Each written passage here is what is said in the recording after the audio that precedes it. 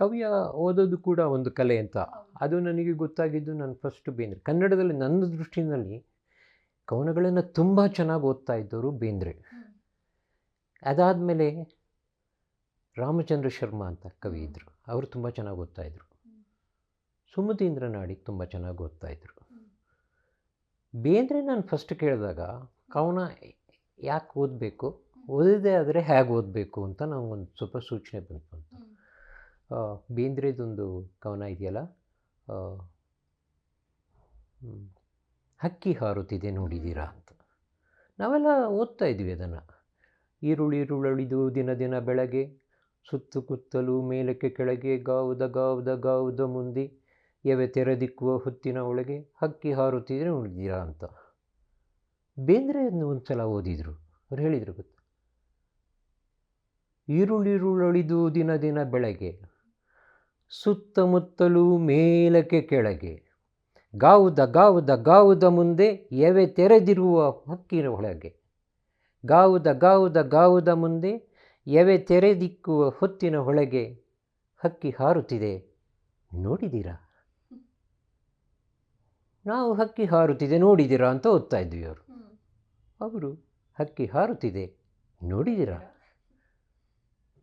ಅವ್ರ ಹಾಗೆ ಪದ್ಯ ಓದೋರು ನಾನು ಯಾರನ್ನೂ ನೋಡಿಲ್ಲ, ಅಷ್ಟು ಚೆನ್ನಾಗಿ ಪದ್ಯ ಓದ್ತಿದ್ರು ಅವರು.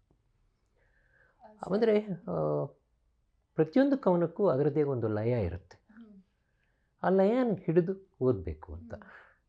ಆ ಲಯ ಕೂಡ ಎಷ್ಟೋ ಸಲ ಕವಿತೆಗೆ ಒಂದು ಅರ್ಥಪುಷ್ಟಿಯನ್ನು ಕೊಡ್ತಾ ಇರುತ್ತೆ.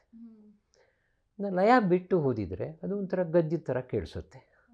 ಗದ್ಯ ಥರ ಕೇಳಿದ ತಕ್ಷಣ ಏನಾಗುತ್ತೆ, ಕಾವ್ಯಕ್ಕೆ ಇರಬೇಕಾದಂಥ ಒಂದು ಏಕಾಗ್ರತೆ ಅದು ಕಳೆದೋಗುತ್ತೆ. ಅದರಲ್ಲಿ ಗದ್ಯ ಏನೋ ಓದ್ತಿದ್ದಾರಲ್ಲ ಅನಿಸುತ್ತೆ.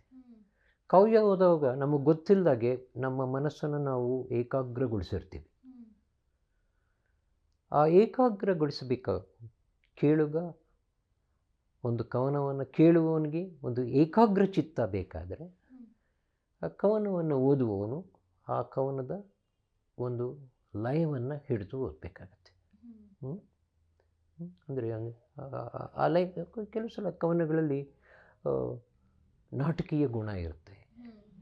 ಕೆಲವು ಪ್ರಾಸಗಳು ಒಂದಕ್ಕೊಂದು ಸೇರಿ, ಆ ಪ್ರಾಸಗಳು ಒಂದಕ್ಕೊಂದು ಸೇರುವ ಮೂಲಕ ಉಂಟಾಗುವಂಥ ನಾದ, ಆ ನಾದದಿಂದ ಶಬ್ದಗಳಲ್ಲಿ ಇಲ್ಲದೇ ಇರುವಂಥ ಅರ್ಥ ಇನ್ನೊಂದು ಬರ್ತಾ ಇರುತ್ತೆ.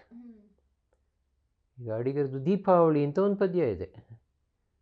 ಇಂದು ದೀಪಾವಳಿ, ಮರವೆಯಲ್ಲಿ ನೆನಪು ಥಳಥಳಿಸಿ ಗರಗರ ಗೀರಿ ಸರಬರೆನ್ನುತ್ತಲಿದೆ ಸೊಗದ ನೇಗಿಲ ಮೊನೆ ಅಂತ. ಆ ಶಬ್ದಗಳ ಅರ್ಥ ನೀವು ಬಿಟ್ಬಿಟ್ರೆ ದೀಪಾವಳಿನಲ್ಲಿ ಮತಾಪು ಸುರುಸು ಸದ್ದಿ ನೀವು ಹಚ್ಚಿದಾಗ ಏನು ಸದ್ದು ಬರುತ್ತೋ ಅದು ಕಿವಿಗೆ ಕೇಳ್ತಾ ಇರುತ್ತಲ್ಲಿ. ಆ ಶಬ್ದಗಳಿಗೆ ಅರ್ಥ ಇದೆ. ಆದರೆ ದೀಪಾವಳಿ ಅಂತ ಒಂದು ಶಬ್ದ ಬರೋದ್ರಿಂದ ದೀಪಾವಳಿಗೆ ಸೇರಿದಂಥ ಆ ಸದ್ದುಗಳು ಇದೆಯಲ್ಲ, ಆ ಸದ್ದು ಕೂಡ ಬರೀ ಶಬ್ದಗಳಿಂದ ಬರುತ್ತೆ.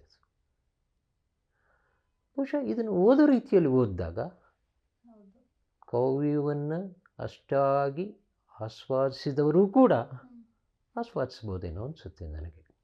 ರಾಮಾಯಣ, ಮಹಾಭಾರತ, ಕುಮಾರವ್ಯಾಸ ಭಾರತ ಇವನ್ನೆಲ್ಲ ಒಂಥರ ನಮ್ಮಲ್ಲಿ ಗಮಕ ಕಲೆ, ಅದು ಓದೋದೊಂದು ಕಲೆ ಅಂತ. ನಾವು ಆಧುನಿಕ ಕಾವ್ಯದಲ್ಲಿ ಓದೋ ಆ ಒಂದು ಕಲೆಯನ್ನು ನಾವು ಮರೆತುಬಿಟ್ಟಿದ್ದೀವಿ.